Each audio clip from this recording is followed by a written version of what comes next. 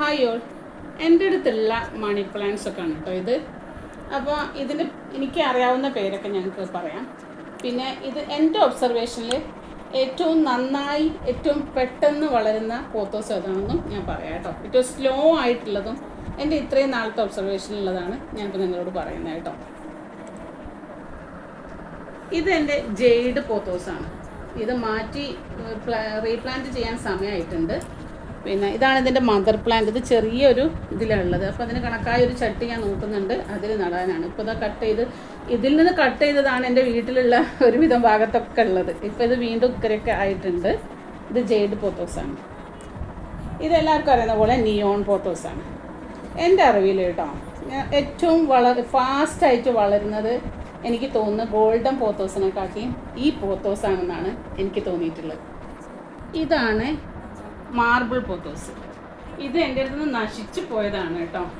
അങ്ങനെ ഞാൻ സാഫ് കലക്കിയ വെള്ളമൊക്കെ ഒഴിച്ച് പോവാണ് പോട്ടേന്ന് വിചാരിച്ചിട്ട് വെച്ചു. അങ്ങനെ ആ ഇലകളൊക്കെ പോയി. ഇപ്പോൾ ഇത് പുതിയതായിട്ടുള്ള ഇലകളൊക്കെ വന്നു. സാറ്റിൻ പോത്തോസ് കേട്ടോ, ഏറ്റവും സ്ലോ ആയിട്ട് വളരുന്ന ഒരു പോത്തോസാണ് ഇത്. ഇത് ഏകദേശം 2.5 വർഷമെങ്കിലും പഴക്കമുണ്ട് കേട്ടോ. ഇത് അങ്ങനെ ഇത് ഒരു പ്ലാന്റ് മാത്രമേ ഉണ്ടായിരുന്നുള്ളൂ. പിന്നെ ഞാനത് കട്ട് ചെയ്ത് ഇവിടെ വെച്ചതിന് ശേഷമാണ് ഇത് ഇത്രയായിട്ട് വന്നിട്ടുണ്ട്. ഇത് നമ്മൾ സാധാരണ ഗോൾഡൻ പോത്തോസാണ്. ഇതിൻ്റെ കുറേ ചട്ടികളിൽ എൻ്റെ റൂമിൻ്റെ പല ഭാഗത്തും ഉണ്ട്. അത് ഞാൻ എടുത്തു കൊണ്ടുവന്നില്ല. അതാണിത്. ഇതിൽ 2 പോത്തോസ് ഉണ്ട് കേട്ടോ. അത് ഞാൻ പിന്നെ കുറേ കഴിഞ്ഞപ്പോഴാണ് അറിയുന്നത്. ഇത് നമ്മുടെ നിയോൺ എൻജോയ് പോത്തോസ് കേട്ടോ.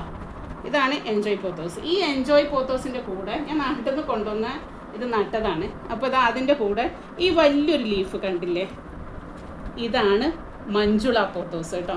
നിയോൺ പോത്തോസിൽ നിന്ന് ലേശം വ്യത്യാസമായിട്ട് ലേശം വലിയ ലീഫും അതിൻ്റെ സ്ട്രക്ചറിലും വ്യത്യാസമുണ്ട്.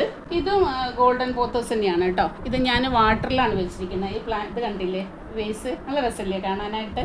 പിന്നെ ഇത് നിയോൺ പോത്തോസ് തന്നെയാണ്. അപ്പോൾ ഇത് ഹാങ്ങിങ് പ്ലാന്റ്സ് ഒക്കെ കൂടി ഞാൻ ഒന്നിച്ച് നിങ്ങളെ കാണിച്ചു തരാമെന്ന് വിചാരിച്ചിട്ടാണ്. പിന്നെ ഗോൾഡൻ പോത്തോസിൻ്റെ ഇതൊരു മിനിയേച്ചർ ടൈപ്പ് ഉണ്ട് കേട്ടോ. ഇത് ഒരിക്കലും ഇങ്ങനെ വലുതാവുന്നില്ല, ഇതിങ്ങനെ തന്നെ നിൽക്കുകയാണ്. കഴിഞ്ഞ ദിവസം ഞാൻ നിങ്ങളെ കാണിച്ചതാണ് ഈ പോത്തോസ്. ഫാസ്റ്റായിട്ട് ഗ്രോ ചെയ്യുന്നത് ഞാൻ പറഞ്ഞില്ലേ. ഇതിപ്പോൾ ഞാൻ നാട്ടിൽ നിന്ന് വന്നിട്ട് 2 മാസം കഴിഞ്ഞു. ഇവിടെ വരെയായിരുന്നു ഉണ്ടായിരുന്നത്. ഈ 3 ലീഫും വന്നു. അതേ സ്ഥാനത്ത് ഇതാ ഈ ഗോൾഡൻ പോത്തോസിൽ ഇതാ ഈ 2 പീക്ക് വന്നിട്ടുന്നുള്ളൂ.